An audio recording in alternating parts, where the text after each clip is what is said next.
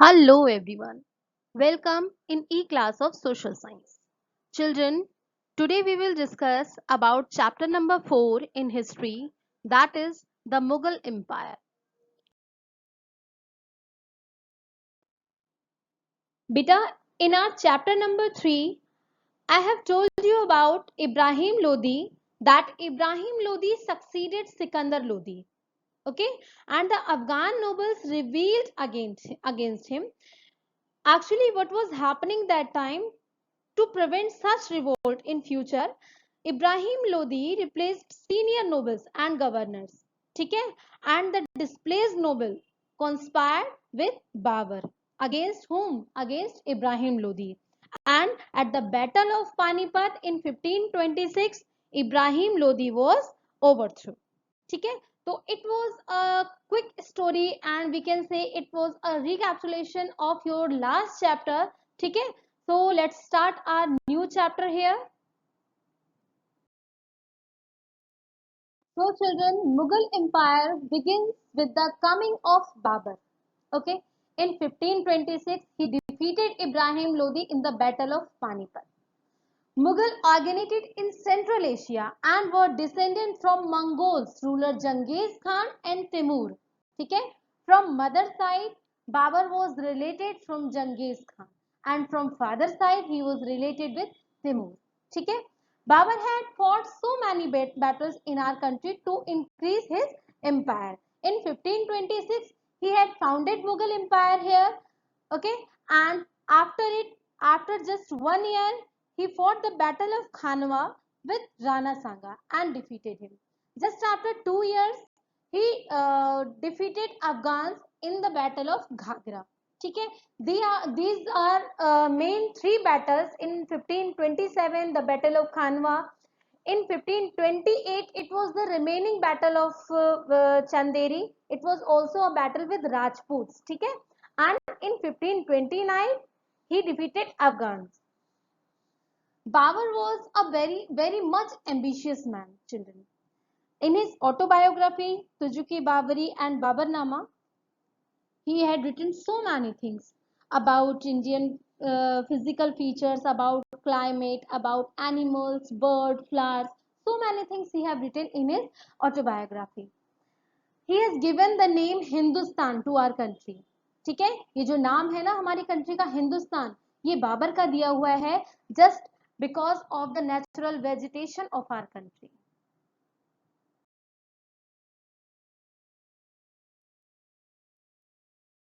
Emperor of Mughal Empire is Humayun. Children, the word Humayun means fortunate यानी भाग्यशाली. But actually अगर आप हुमायूं की लाइफ को देखें, उसकी हिस्ट्री को पढ़े, तो वो इतना भाग्यशाली नहीं था जैसा कि उसका नाम था. उसकी लाइफ में जब से वो किंग बना तब से ही प्रॉब्लम्स भरी हुई थी. At the very starting when Babur died in 1530 at a very young age, Babur जो है उसे केवल 4-5 इयर्स तक ही हमारी कंट्री पर राज किया, फिर उसकी डेथ हो गई. Then in 1530 Humayun was only 22 years old when he became the king. And at the very starting time when he was becoming the king, उसको उस किंगशिप के लिए भी पहले अपने ब्रदर्स के साथ फाइट करना पड़ा. Those brothers were Kamran, Hindal and Askari. ठीक है? तो एक छोटी सी फाइट के बाद उसको सल्तनत मिली. व्हेन ही बिकेम किंग, तब भी उसको बहुत सारे रिवॉल्ट्स को दबाना पड़ा. उसके आसपास बहुत सारे राजपूत और रिवॉल्ट्स वगैरह चल रहे थे जिसको उन्हें दबाना पड़ा. ठीक है? First the kingdom was still without a proper system of administration. Babur के अचानक डेथ हो जाने की वजह से किंगडम में एक अच्छा एडमिनिस्ट्रेशन नहीं था, जिसकी वजह से हुमायूं को प्रॉब्लम्स फेस करनी पड़ी. And secondly, Humayun's brother was dissatisfied with the territories that they had been given. अपने ब्रदर्स की आवाज को दबाने के लिए हुमायूं ने क्या किया था, अपने भाई को छोटी छोटी जागीरें यानी छोटी छोटी टेरिटरीज दे दी थी. But his brothers were not satisfied and continue they were revolt doing revolt against Humayun, जिसकी वजह से हुमायूं को बहुत सारी प्रॉब्लम्स को फेस करना पड़ा था. Next one more problem was before him, that the kingdom was under threat from all side. The Rajput and Bahadur Shah and the ruler of Gujarat and Afghans were preparing to fight Humayun. ठीक है? तो ये सारे problems जो थी हुमायूं को घेरे हुए थे. तो हुमायूं की जो लाइफ थी वो एक प्रॉब्लम से घिरी हुई थी. और इसी बीच में क्या होता है, इन 1532 Humayun and Sher Shah meet on the battlefield for the first time and Humayun won and captured the fort of Chunar. In 1534 Humayun defeated Bahadur Shah and captured Gujarat and Malwa. ये कुछ अचीवमेंट्स थे हुमायूं के. ठीक है. Humayun did not have time to build upon his victories and Sher Shah regrouped and defeated Humayun in Chausa. ये battle बहुत ध्यान रखने की बात है बेटा. In 1539 and in 1540 at the battle of Chausa and Kannauj, शेर शाह सूरी ने हुमायूं को हरा दिया था. एंड 1540 में क्या हुआ था, हुमायूं के हाथ से सल्तनत चली गई थी. और इस टाइम पीरियड में 14-15 ईयर्स के लिए हमारी कंट्री पे सूर डायनेस्टी चली थी, जिसके बारे में मैं अभी आपको बताऊंगी. But what happened then in 1555 में क्या हुआ, in 1555 again Humayun return to India and Sher Shah, उस समय शेर शाह की डेथ हो चुकी थी एंड उसने क्या किया, सूर एम्पायर को फिर से रिकैप्चर कर लिया. ठीक है. आफ्टर रिकैप्चरिंग सूर एम्पायर, हुमायूं बहुत लंबे टाइम तक राज नहीं कर पाया. When he was just coming down from the stairs of his library, तभी अचानक एक छोटा सा एक्सीडेंट होता है जिसमें वो स्टेयर से गिर जाता है और जिसकी वजह से हुमायूं की सडनली एक्सीडेंटल डेथ हो जाती है. ठीक है. देन इन 1556 जो नेक्स्ट किंग बनता है that was the Akbar. But before the discussion of Akbar, हम डिस्कस करेंगे एक छोटे से टाइम पीरियड जो बीच में चला था, दैट वाज द सूर एम्पायर. ठीक है. So we will discuss now about Sur Empire. It was a time period of only 15 years in our country, in which 5 years were with Sher Shah Suri. Children, Sher Shah Suri has defeated Humayun at the Battle of Chausa and Kannauj in 1539 and 40. And in 1540, he totally occupied the region of Humayun. ठीक है. Sher Shah's name was Farid Khan and actually he was from Sasaram, Bihar. Sher Shah Suri was benevolent ruler and was one of the greatest administrator of medieval India. Why he is known as the great administrator? Actually in his time period उसने अपनी army को और army के साथ साथ अपने administration को भी बहुत ज्यादा स्ट्रॉन्ग कर लिया था. He introduced many reforms and on that basis Akbar built a superstructure of Mughal administration. अगर अकबर ने हुमायूं के बेस पर बनाया होता तो शायद उसका एडमिनिस्ट्रेशन इतना ज्यादा स्ट्रॉन्ग नहीं होता. बट क्योंकि अकबर से पहले एक लंबे टाइम पीरियड तक यानी 15 इयर्स तक सूर एम्पायर चलता रहा जिसका एडमिनिस्ट्रेशन बहुत ज्यादा स्ट्रॉन्ग था. दैट इज वाई उसके बेस पर ही अकबर का भी एडमिनिस्ट्रेशन जो है वो बहुत ज्यादा स्ट्रॉन्ग रहा. Why Sur Empire was strong? Listen, actually Sher Shah was the son of Afghan Jagirdar in Sasaram, Bihar. और वहां का पूरा एरिया उन लोगों ने ऑक्युपाई कर रखा था, बहुत ज्यादा स्ट्रॉन्ग थे. And he defeated Humayun and occupied Delhi in 1539 and 40. Sher Shah was a good general. ठीक है. उसने अपने टाइम पीरियड में सिविल और आर्मी को बहुत ज्यादा और खासकर लैंड को, लैंड रिवेन्यू को, एडमिनिस्ट्रेशन को बहुत ज्यादा स्ट्रॉन्ग कर दिया था. Sher Shah was the person जिसने हमारी कंट्री में न्यू सिल्वर करेंसी को इंट्रोड्यूस करवाया. दैट वाज द रुपया. जो टर्म हम आज तक अपनी करेंसी के लिए यूज करते हैं दैट इज रुपया. तो ये रुपया करेंसी जो है it has been started by Sher Shah Suri. He was a good general and even better administration. He introduced currency also and all these measures encouraged trade. Many of Sher Shah reforms were continued by Akbar also. Sher Shah was a secular ruler and he followed a policy of religious tolerance. He respected all religions and looked after the welfare of all subjects. Children, after the death of Sher Shah Suri, their successors were not as much strong as Sher Shah Suri. So he could not build upon the work of Sher Shah. जो उसके successors थे वो शेर शाह के बराबर इतने ज्यादा strong नहीं थे. That is why Humayun defeated them in 1555 and again occupied Delhi and ended the rule of Sur Empire.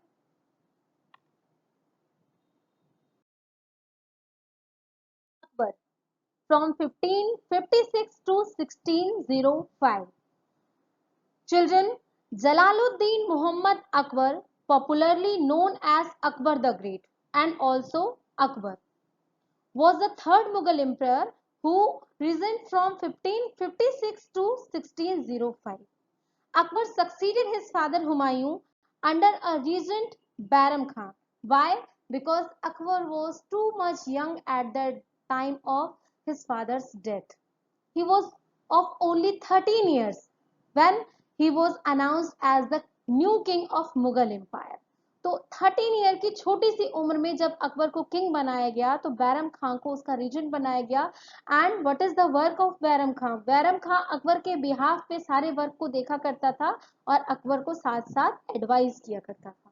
ठीक है, तो उसकी हेल्प से अकबर ने एक नए एम्पायर को बनाना शुरू किया.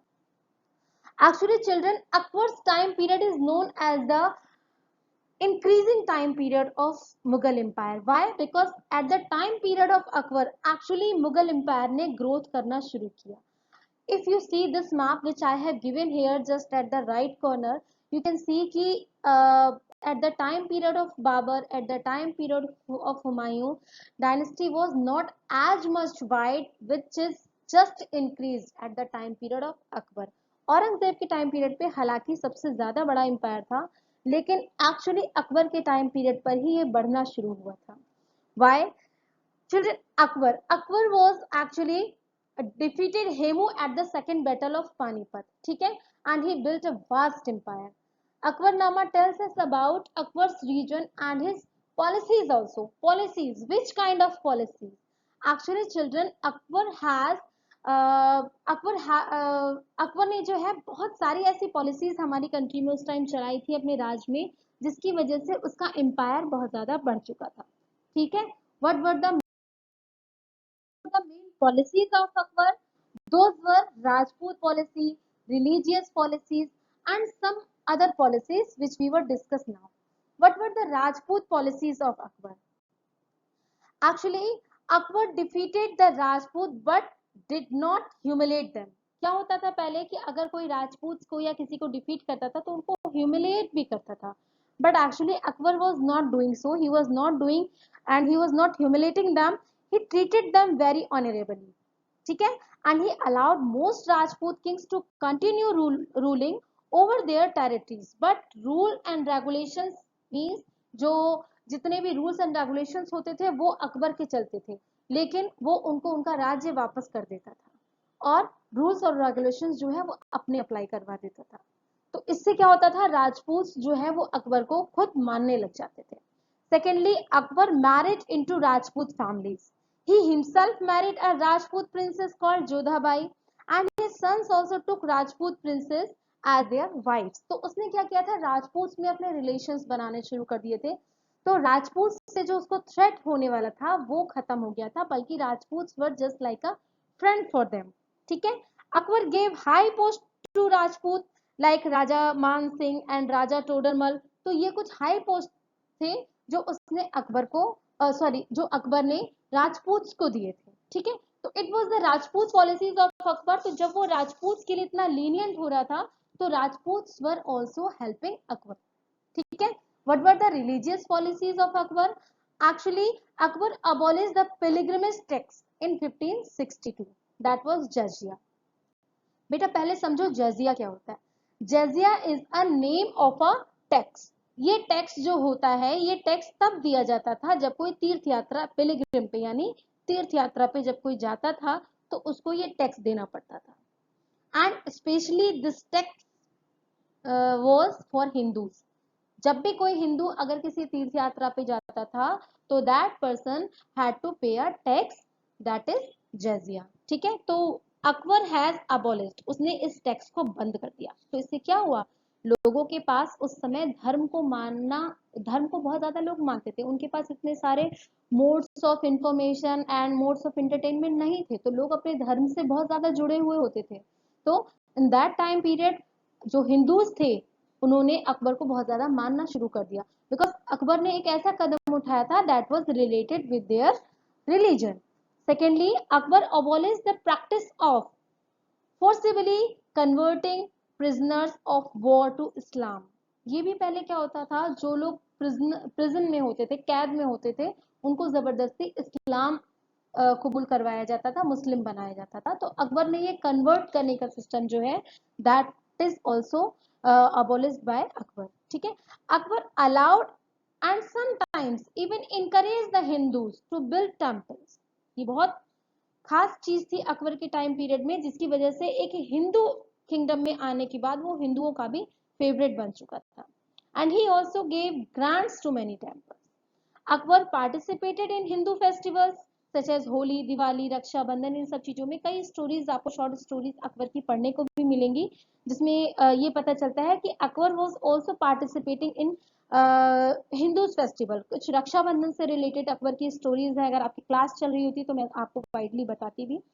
Akbar got the Holi book of Hindus translated into Persian. Akbar पढ़ा लिखा नहीं था, ये बात आपको पता होनी चाहिए। ही वॉज नॉट लिटरेट, लेकिन उसने बहुत सारे लिटरेट लोगों को अपने दरबार में रखा हुआ था, और उसने हिंदुओं की जो होली बुक होती थी उसको, जो हमारी भगवत गीता होती थी, उसको ट्रांसलेट करवाया पर्शियन में, ताकि लोग उसको पढ़ सकें। ठीक है, इबादत खाना। इबादत खाना क्या है? Akbar was interested in learning about different religion. पढ़ा लिखा ना होने के बावजूद भी उसको अलग अलग रिलीजन में जो अच्छी अच्छी बातें होती थी उसको सीखने का बहुत ज्यादा शौक था। तो उसने क्या किया था, एक इबादत खाना बनाया था जिसको बोला जाता है hall of worship, but actually it was not using for worship only. यहाँ पर सारे डिस्कशन किए जाते थे, रिलीजन से रिलेटेड जितने भी डिस्कशंस होते थे, these all were held only in इबादत खाना। ठीक है, Jahangir. Children, after Akbar's death, his son Prince Salim, his name was Salim. He was ascended the throne as Jahangir. The meaning of Jahangir, Jahangir word का मतलब क्या होता है? Conqueror of the world means पूरे विश्व को जीतने वाला। Actually, he was inherited a large area. ठीक है, इंडिया का बहुत बड़ा लार्ज एरिया ऑलरेडी जहांगीर को मिला हुआ था राज करने के लिए। Jahangir inherited a very large empire and he consolidated its further. He first crushed the rebellion of his son. ठीक है, जो उसका बेटा था सन, उसके रिबेलियन को सबसे पहले उसने दबाया। And then he controlled Awadh and Bengal. In 1630, he defeated Rana Amar Singh of Mewar. He also allowed him to rule over his territories. ठीक है, तो ये कुछ कॉन्क्यूरर्स थे जहांगीर के, जो उसने कुछ पार्ट्स जीते हुए थे। Why Jahangir is known in our history? Actually, children, one thing you should know that Jahangir was the king जिसने चेन ऑफ जस्टिस के नाम से एक चीज शुरू की थी, कि उसने अपने खुद के दरबार में एक चेन लगवाया था, अपने राज्य में चेन लगवाया था, जिसे गोल्डन चेन के नाम से जाना जाता है। एक्चुअली इसका काम क्या था, जब भी किसी को सडन जस्टिस चाहिए होता था तो that person use to touch that chain. वो उस चेन के पास जाता था, उसको टच करता था, उसको हिलाता था, उसको मूव करता था, एंड देन उसको क्विकली जस्टिस भी मिलता था। तो Jahangir is known for this. ठीक है, historians believe that actually in the period of Jahangir, Noorjahan was the real power. Why it is said? Because once Jahangir fell ill, तो जब वो बीमार पड़ा तो उसके बीमार पड़ने के बाद जो रियल पावर थी वो नूरजहां के हाथ में आ गई थी। She was his wife. ठीक है, एंड नूरजहां जो थी, ऐसे ही समझा जा सकता है कि how much powerful she was, कि जहांगीर के टाइम पीरियड में जितने भी कॉइन्स हुआ करते थे उनमें नूरजहां की पिक्चर को देखा गया है in history. That is why it is told कि नूरजहां का अपने टाइम पीरियड में अच्छा एग्जिस्टेंस था। ठीक है, and she has the real power in the second half time period of Jahangir. That is why she is known. Noorjahan's growing power and influence at the court alarmed Prince Khurram. Who is Khurram? Shah Jahan. ठीक है, जिसके बारे में अभी हम पढ़ेंगे। तो नूरजहां की जब पावर बढ़ रही थी, इससे शाहजहां को टेंशन होने लग गई थी। And then what had done the struggle for power between them in 1625 में एक स्ट्रगल हुआ पावर का after Jahangir death, and Nur Jahan retired from public life. क्योंकि just because she was a female, तो that is why also few peoples were there जो उसको dislike करते थे। that is why Prince Salim को यानी शाहजहां को नाउ सॉरी सलीम नहीं नाउ शाहजहां को अब किंग बना दिया गया, ठीक है, और नूरजहां को रिटायर कर दिया गया। So the next king is Shah Jahan. Children, after Jahangir's death, there was a war of succession among his sons. Okay, and Prince Khurram defeated his brothers and became king. He came to be known as Shah Jahan. Shah Jahan's region was witnessed many revolts. Okay, Shahjahan के time period में बहुत सारे revolts हुए. Revolt of Bundelas, okay, revolt of Rajput in Bundelkhand, तो इसको Bundela revolt भी बोला जाता है. Next to it there was a revolt in Deccan area also. Bijapur and Golconda में भी रिवोल्ट हुआ था, but they sign a peace of treaty with Shahjahan. तो देयर वर फ्यू रिवोल्ट्स जिसकी वजह से शाहजहां को इन सबको क्रश भी करना पड़ा, आते ही उसको ये इन्हें क्रश भी करना पड़ा. He sent a large army to end a Balkh to central Asia in order to add Timur's capital of Samarkand to his empire. तो शाहजहां ने क्या किया था, अपने एम्पायर को बहुत ज्यादा बढ़ा लिया था. Children, one thing you should know कि जहांगीर के टाइम पीरियड से ही यूरोपियन ट्रेडर्स हमारी कंट्री में आना शुरू हो गए थे, ठीक है. इसके बारे में आप 8th क्लास में बहुत ही वाइडली पढ़ेंगे, ये ही आपके कोर्स में है यूरोपियन ट्रेडर्स के बारे में. So, from the time period of Jahangir, there were so many Dutch, Portuguese. They started to came in our country for trading. So, in Jahangir's time period, they had started to come, and in the time period of Shah Jahan, they had stabilized themselves. अपने आप को उन्होंने यहाँ पर stable कर लिया था, चलाने लग गए थे अपना राज, ठीक है. As a king, Jahangir was just following all the rules and regulations which has been made by his forefathers. जो अकबर ने, जो जहांगीर ने बनाए थे, उन सारे रूल्स एंड रेगुलेशंस को वो वैसा ही चलाता चला आ रहा था. But his time period is known as the golden time period because of art, architecture, painting, इन सब चीजों के बढ़ाने की वजह से उसके टाइम पीरियड को गोल्डन टाइम पीरियड बोला जाता है. In Jahangir's time period, there were so many architectural work has been done. Like an example, you know it very well about Taj Mahal. Jahangir के टाइम पीरियड से ही white marble को use करना शुरू किया गया, ठीक है. इसके अलावा ऐसे बहुत सारे मॉन्यूमेंट्स बनाए गए जहांगीर के टाइम पीरियड में. That is why in the end next to it we can say कि in his time period there was a lot of growth could be seen in the field of art, literature, architecture as well as in music. That is why his time period is known as golden time period. In 1657, Shah Jahan fell ill, and again a war of succession broke out among his 4 sons. ठीक है, 2 sons were Dara Shikoh, Shah Suja, Aurangzeb and Murad Bakhsh. Aurangzeb defeated and killed his main rival Dara. जो दारा था उसका सबसे बड़ा बेटा, उसको किल कर दिया औरंगजेब ने. And imprison Shah Jahan. That is told कि हिस्ट्री दोहराई जाती है. शाहजहां ने भी जहांगीर के साथ ऐसा ही किया था. उसने अपने फादर के साथ बहुत ही मिसबिहेव किया था. वॉर ऑफ सक्सेशन हुआ था उस टाइम पीरियड पे भी. तो शाहजहां की लाइफ के एंड के टाइम पर भी वॉर ऑफ सक्सेशन हुआ in which he was imprisoned by Aurangzeb in Agra fort, ठीक है. And at the last he died there.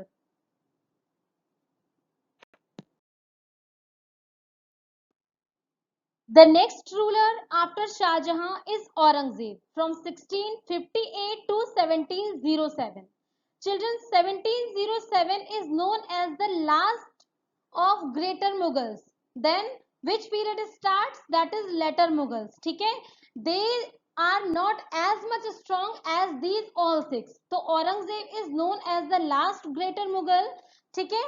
Aurangzeb's time period is divided into 2 parts, from 1658 to 1680 and from 1681 to 1707. In the first period, he was in North India, and in the second period, he was controlling the Deccan area. Actually, when he was in Deccan, it was worthless क्योंकि वहां से उसको कुछ खास फायदा नहीं हुआ.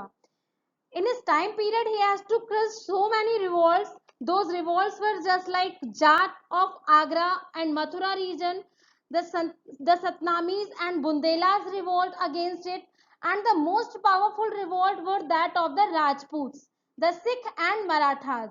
Most of Aurangzeb's time and energy and resources were spent on crushing these revolts. ठीक है. औरंगजेब ने नियर अबाउट 49 ईयर्स तक राज किया था, इतना ही जितना जैसा कि अकबर ने किया था। And Aurangzeb, as you can see this map, कि औरंगजेब के टाइम पीरियड पे जो ये आपको पर्पल पोर्शन दिखाई दे रहा है, सबसे ज्यादा इंडिया के सारे पार्ट्स औरंगजेब के हाथ में थे। तो most of all areas were covered by Aurangzeb. ठीक है, Aurangzeb is known as Zinda Pir. Why he is known as Zinda Pir? Actually just because of his simple living. It is told that he even sewed his caps and copied the Quran to sell. ठीक है, कई बार अपने खुद की जरूरतों को पूरा करने के लिए, मनी को अर्न करने के लिए, वो अपने कैप्स को बिना करता था और कुरान को कॉपी करके उसको बेचा करता था, सो दैट वो मनी अर्न कर सके और ट्रेजरी जो उसका खजाना है उसमें से उसको मनी ना लेना पड़े। तो जब किंग ऐसा होगा तो वो अपनी किंगडम के लिए क्या सोचेगा, जस्ट थिंक। ठीक है, तो that is why he is known as Zinda Pir और a living saint. As a ruler he was short sighted and he was very much unpopular at the last time. Why? Because he gave up the tolerance, rule of tolerance of Akbar. जो अकबर ने policy बनाई थी tolerance की, उसको उसने छोड़ दिया था। And he started again the jizya tax. ठीक है, जो जजिया टैक्स अकबर ने हटाया था उसको उसने फिर से लगा दिया था। That is why he was very much unpopular. Well, I hope children your all queries are solved now. If still you have any query regarding Mughal, regarding greater Mughals, then you can write on your copy and can ask to me in your Zoom class. Okay? I hope this video will be useful for you. Thank you. Bye.